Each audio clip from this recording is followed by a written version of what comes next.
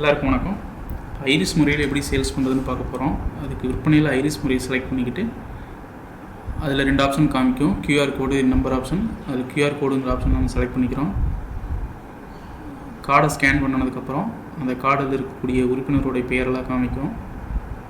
நம்ம யாருடைய ஐரிஸை ஸ்கேன் பண்ண போகிறோமோ அவங்களுடைய பேரை செலக்ட் பண்ணிக்கணும். உறுப்பினர் பேர் வந்துருச்சு. இப்போ நம்ம யாரோட உறுப்பினர் ஐரிஸ் ஸ்கேன் பண்ணுறோமோ அதை செலக்ட் பண்ணி ஆதார் சரிபார்ப்பு கொடுத்துக்கணும். ஆதார் சரிபார்ப்பு கொடுத்ததுக்கப்புறம் இந்த ஸ்கேன் கொடுக்கணும்.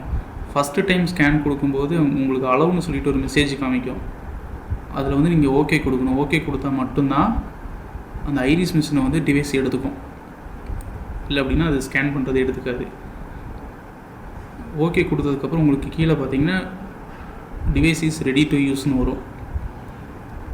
மெசேஜ் வந்ததுக்கப்புறம் ஃபஸ்ட் டைம் மட்டும்தான் வரும். அதுக்கப்புறமா நீங்கள் மறுபடியும் ஸ்கேன் கொடுக்கணும்.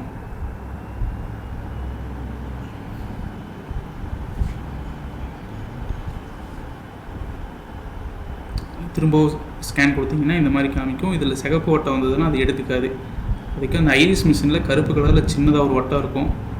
அதை நம்ம ஸ்கேன் பண்ணுறவங்க பார்த்தாலே போதும், அதை எடுத்துக்கும். அது அடுத்த இதில் பார்த்தீங்கன்னா காமிக்கும். அது அந்த வட்டம் பச்சை கலரில் காமிக்கும். அந்த கண் வெளியே சுற்றி அந்த மாதிரி வந்துச்சு அப்படின்னா அது உடனே ஸ்கேன் ஆகிக்கும்.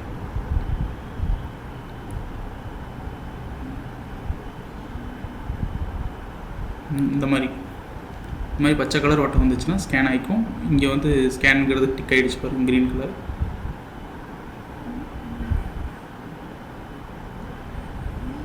இனி ஆதார் ஆத்தென்டிகேஷன் சக்ஸஸ்னு வந்துச்சுன்னா ஓகே கொடுத்துட்டு நம்ம எப்பவும் போல் பொருட்கள் அந்த 2 கேட்டகரியில் இருக்கிற பொருளும் காமிக்கும். நம்ம அதில் போய் பொருள் போட்டுக்கலாம்.